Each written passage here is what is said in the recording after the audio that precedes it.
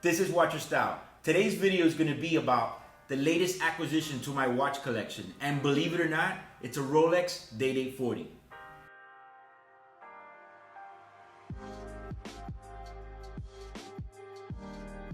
Alright guys, so before I start getting immediate hate mail about this, yes, I know my original video about the Day-Date 40, had a lot of backlash, we'll say. I'm going to go ahead right off the bat and say I still like the Day-Date 2 in 41mm better. But however, this particular watch grabbed my attention. Now I'm not sure if it's the factory baguette dial or the factory bezel, but for some reason it kind of got my attention and it was enough for me to finally give in and buy a Day-Date 40. So this particular model is in yellow gold and has a retail of $55,350. I mean, that's kind of like a high retail for a Rolex Prezi, that's a bit high. But I don't know, I kind of put it on and it just kind of grew on me, and maybe it's just the fact that ever since they first got released, I've kind of been seeing them more and more and more. So I've been kind of, I don't know, man, I just kind of wanted to give it a try, I got a good deal on it. I don't really want to talk too much about what I got on it, but I did good with the purchase. But I think it's just that I'm a sucker for that factory, that factory Rolex diamonds.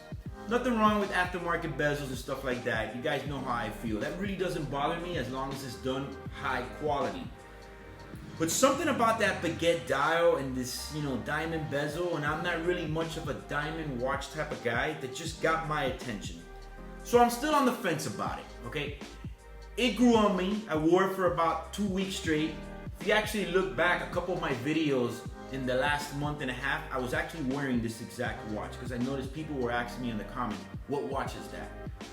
But I'm still on the fence. I don't know if it's gonna make the cut and go all the way to the end, but I kind of like it. I think it's maybe the factory drip, I don't know. Maybe it's the fact that it's got the whole factory and the high retail.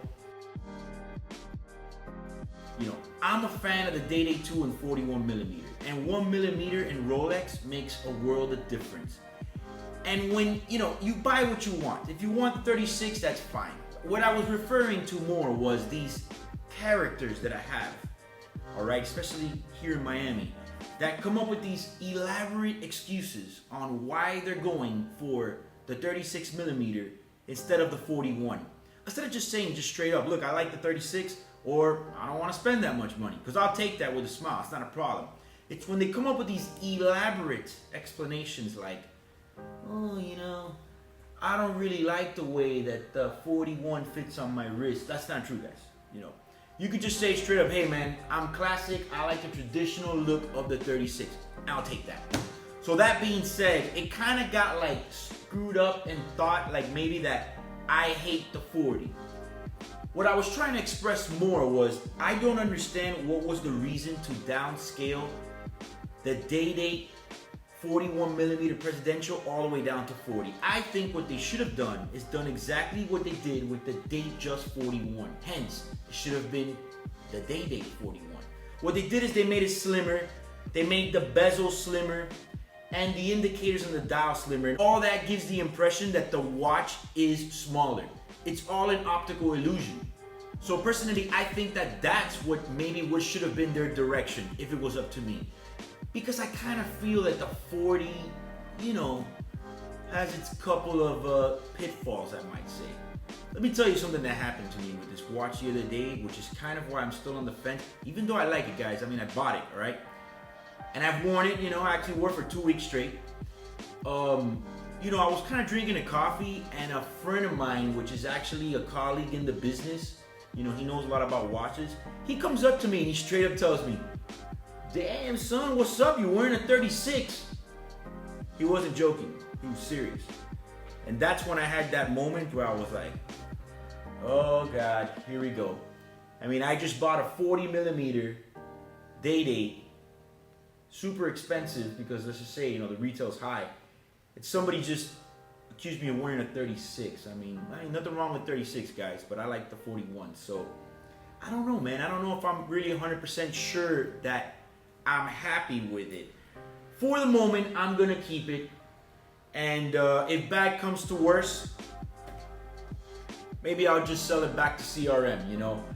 We had it here in stock for a while, and it's not a watch for everybody because it has a high retail, but I think those 2 weeks wearing it kind of like did me in, you know. I don't know, man. It's just one of those steps one wants to take.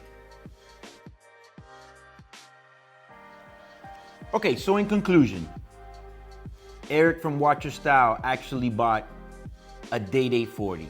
Now the question is, do I keep it or do I sell it? I mean, look, I have some watches that I buy that are just pretty much not really for sale, in the sense that unless I get bored of them or I just kind of want to move it and get something else, some of them, even though I won't wear it, I'll just keep it.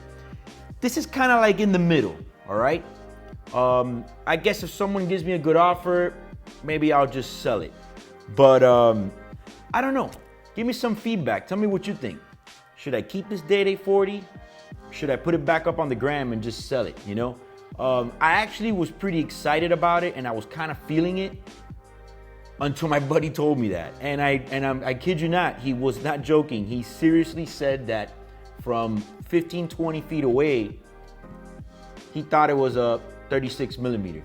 So feel free to comment below how you feel about this Day-Date 40 and whether I should keep it in my collection or just put it right back up for sale.